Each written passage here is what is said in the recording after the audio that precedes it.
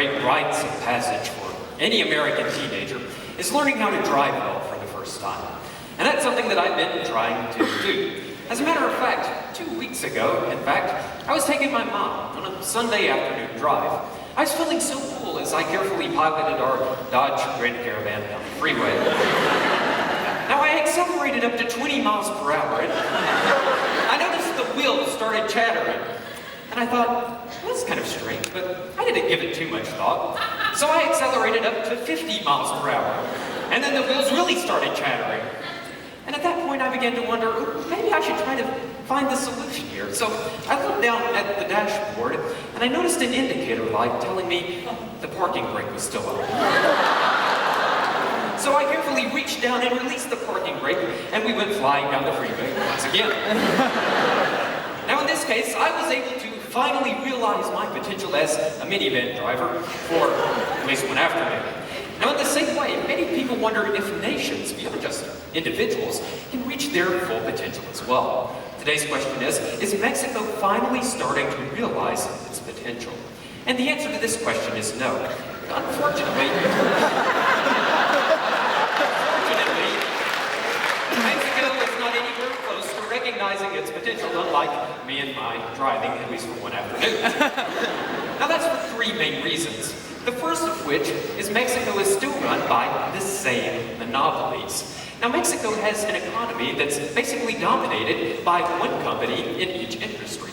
For example, according to The Economist on April the 6th, just 2 months ago, the oil industry in Mexico is controlled by the state-owned company, Pemex. And recently, the government has refused to consider privatizing even a part of this company.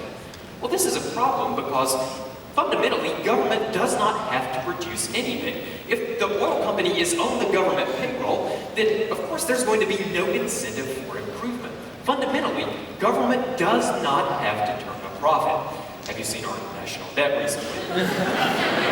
Now, contrast this to another country where they've actually slashed the state payroll. And that would be Cuba, that sunny socialist republic. According to Reuters News, Cuba recently cut its state payroll by 200,000 employees. And what was the result? According to the same article, in fact, Cuba in 2012 saw private sector growth of over 23% in just 1 year, and also saw its unemployment rate drop to a record low of 3.8%, a third of what it is here in America. Well, these are the principles that Mexico should be willing to implement. It should be willing to stand up and to privatize industries rather than keeping them on the government payroll. After all, it worked in a country that is controlled, at least in part, by Fidel Castro. Yes, he's still alive. How? I have no idea. But the main point is that we should be willing in Mexico to implement reforms to help the country. Now, according to The Economist, reforms have been proposed, but there's no implementation for them because all of the implementation comes through the regulators.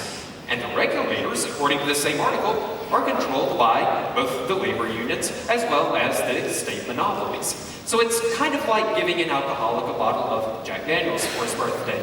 It accomplishes nothing, and it empowers the people who caused the problem in the first place.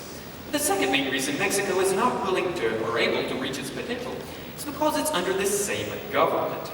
Now, in the government of Mexico, unfortunately, there have not been any recent changes to speak of, except for one main one, and that was in December, when the people elected a new president.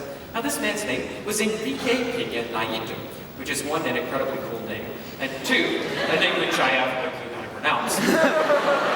But with apologies to Mr. Nieto, what we need to consider is what he's done in the country. Well, according to The Economist on June the 1st, just 2 weeks ago, President Nieto has recently mandated a new national housing plan.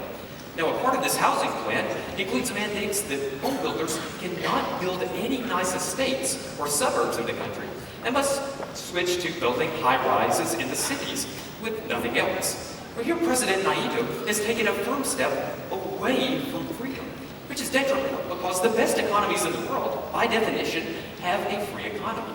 Consider the former countries of East and West Germany. East Germany was under strict communist control, and as a result, the people were impoverished. Contrast that to West Germany, which had freedom, and it was one of the most prosperous nations in the world. This is why Mexico should be willing to implement freedom rather than harsh regulations.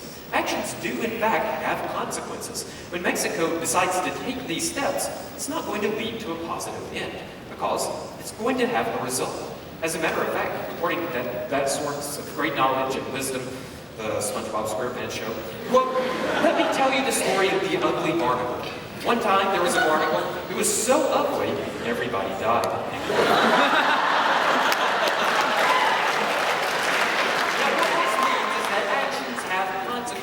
Now, when you choose to either appear ugly or to limit the people's freedoms, there are going to be results, by definition. The third and last main reason that Mexico will not be able to improve is because of the same crime rate. Now, according to The Economist, the country is currently in a drug war, which has cost over 70,000 lives in the last couple of years, and over 30,000 disappearances. According to the Christian Science Monitor, 96% of crimes in Mexico are not solved. So, what has Mexico done to fix this? Well, according to The Economist, President Nieto, only plan really is to, quote, create more jobs. Now, this is unfortunate because he's not strengthening the police in any reasonable way, and he's not strengthening the military in a way that will actually help fight the drug war. Instead, he's just saying we need to improve the economy. Which is a problem because if you don't make sure that people are first safe, then you're not going to have people willing to take the jobs. For example, if I'm going to McDonald's to start flipping hamburgers, I want the assurance first that I'm not going to be assassinated on the job. Now, what's the result been most recently in Mexico? According to NBC News, from 2007 to 2012, 5,000 separate investigations were launched, of which only 38 actually resulted in sentencing. So out of 5,000 cases, only 38 actually resulted in an actual conclusion. Over 6 years, we have only 38 people who received justice. Larry King gets married more often than that. Now we see that the country of Mexico, unfortunately, is not ready to change and improve in the future, because it's still controlled by the same monopolies, by the same exact government, and it continues to have the same crime rate, even to this day. The words of the old Chinese proverb, quote, ugly barnacles will not improve.